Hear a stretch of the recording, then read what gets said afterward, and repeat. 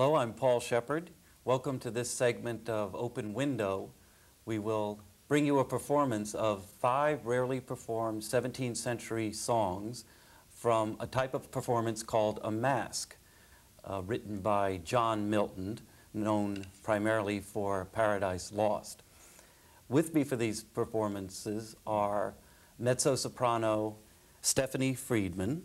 Stephanie has sung with the San Francisco Opera and the San Francisco Symphony, the San Francisco Pocket Opera, the Oakland Symphony, and has sung abroad in Italy and Austria. Thank you for coming, Stephanie.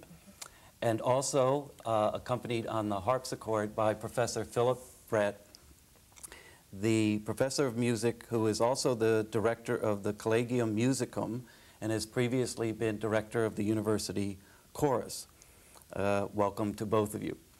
Philip, I thought maybe we could begin by asking you as a professor and a performer to tell us, is it unusual for a professor to work in this capacity, both in the classroom and outside of the classroom as a performer? And maybe you can tell us what performances you do other than the one we're about to see outside of the classroom. Yes, Paul. Well, I think most of us in the music department do perform in one way or another, and performance is a very important part of the work of the music department of the university.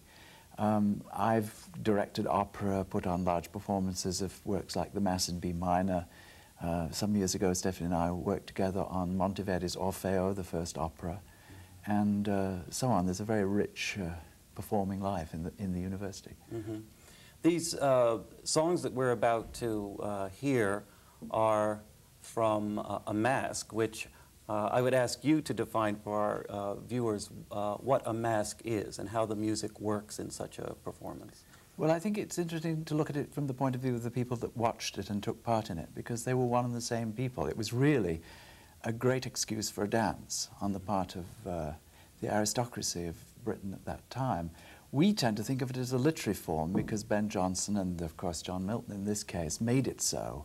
But in fact, it was an entertainment with lighting, beautiful scenery, dancing and music. And it ended with a grand dance in which everybody took part, including the lord of the manor or the king, whoever it was, who was the focus of the entertainment. Mm-hmm. And how would you describe the particular appeal of the music in such a piece, particularly the one that we're about to hear? Well, this is very special, these songs, because they were written by Henry Lawes, who has Milton's own affidavit as a musician. He said that Henry Lawes was the person that he liked to set his music. Now, poets always choose a musician, or often do, and they often choose the wrong one. Goethe didn't choose Schubert, he chose a rather boring German composer called Zelter as the composer of his poems. But in fact, Henry Lawes lived at a very difficult time when they were really trying to work out how to set the English language. And he made great strides in matching the sense, the syllable, and the natural declamation. And I think they're remarkable songs to try to make work in that way. People know the songs of Purcell much better, but in fact, if that groundwork hadn't been done by Lawes's generation, Purcell wouldn't have been the great songwriter we know him today. Mm-hmm. Stephanie, for you as a singer who's done a variety of work with lieder, opera, contemporary music, what is the appeal to you as a singer doing these pieces?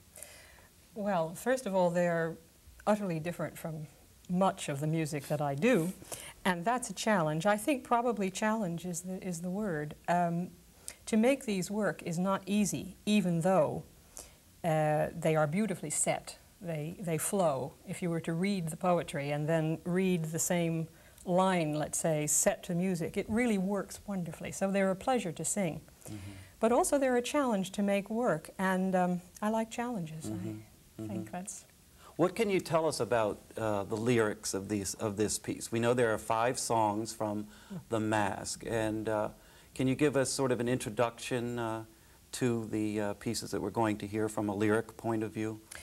Well, I'll do my best. There is a storyline, and each of the 5 songs is sung by, well, they're sung by a variety of characters, I will say.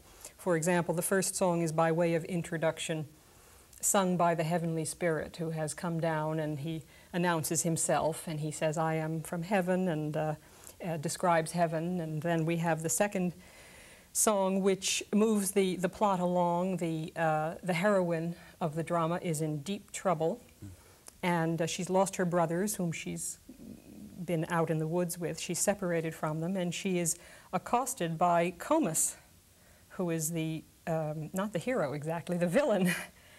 And she's lost her brothers, as I say, and so she calls to Echo. She sings to Echo, a very beautiful song, please to tell her where they are so that she may find them. And in the third song, it's again the heroine, who is in fact the daughter of the family, the little girl, to aid her now. She's being set on by these terrible people who have come to do terrible things to her, and she is so completely innocent, she has no idea of how one confronts evil. So she calls to Sabrina. I sing Sabrina because it sounds better, but I think it's pronounced Sabrina, who is a sprite who lives in the river Severn, and she herself has had a terrible life. She's dead, of course, now. This is just her spirit. And so that Sabrina is equipped to come and help this young heroine because she knows what evil is, you see.